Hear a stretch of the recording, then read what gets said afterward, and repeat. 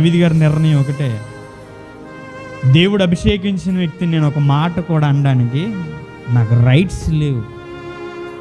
నిజంగా ఈ మాట మనం అనగలుగుదా?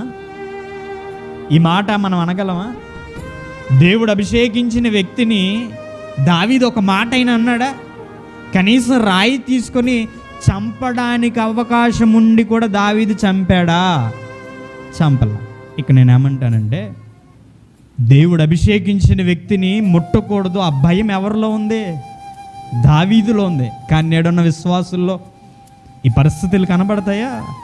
ఇంకా చెప్పాలంటే విశ్వాసులు ఎవరి మీద మాట్లాడుకుంటారు? వాళ్ళ సంఘ సేవకుడి మీద మాట్లాడతారా? మాట్లాడరా? నేనంట, దావీదుకు లేని ధైర్యం నీకు ఎక్కడి నుంచి వచ్చింది? నా మాట మీకు అర్థమవుతుంది అనుకుంటున్నాను. దావీదుకు లేని ధైర్యము మనకెక్కడి నుంచి వచ్చింది?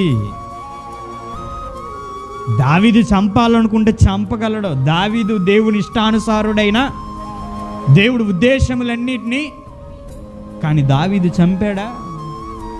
కానీ ఈరోజు మరి మనం సంఘాలలో బయట పరిస్థితులు ఒకసారి మనం జాగ్రత్తగా చూడగలిగినట్లయితే, సేవకులు ఎంతో గొప్పగా ఇల్లు గడవకున్నా కూడా, నేను మరలా మాట్లాడుతున్నాను, ఇల్లు గడవకపోయినా కూడా పరిచర్యను ముమ్మరంగా సాగిస్తారు కొంతమంది సేవకులు.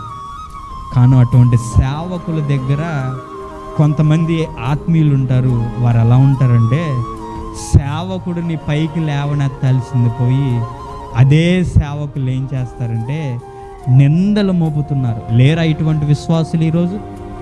ఖచ్చితంగా అయితే మనకు కనపడతారు.